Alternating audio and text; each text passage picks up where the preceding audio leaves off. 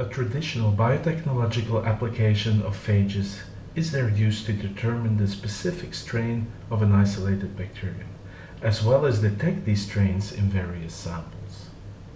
Here, we will discuss the original strategy as well as some adaptations used. Microbial typing is the principle of identifying organisms to the strain level, which is important to recognize virulent strains, confirm potential outbreaks, determine the source and the routes of infections, and track cross-transmission of pathogens in the healthcare. Furthermore, it allows the evaluation of control measures to see their efficacy. Several techniques have been evolved to allow typing, and one of these exploits the inherent specificity of phage. Indeed, these bacterial viruses only attach to and infect specific host isolates. Thus, by using a phage library, a bacterial isolate can be identified at the subspecies level. To achieve this, cultured bacteria are plated to create a bacterial lawn on which distinct phages are spotted in specific areas. If infection is successful, plaques will be formed as distinct phages are used.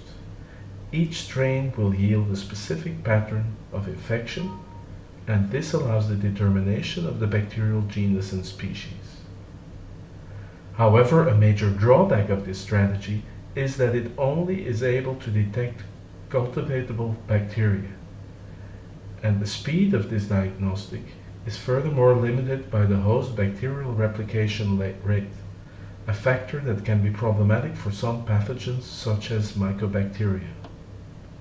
Another challenge is the labor intensity associated with phage typing, as it requires the continued production and storage of large phage stocks.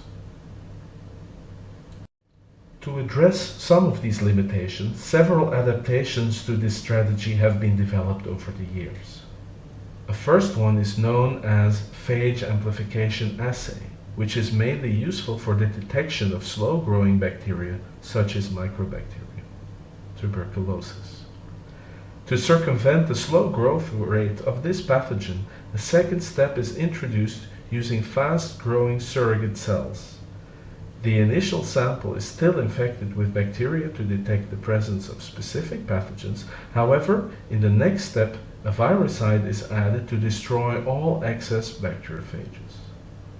In this way, only those phages infecting the bacteria are spared and able to form new phage progeny.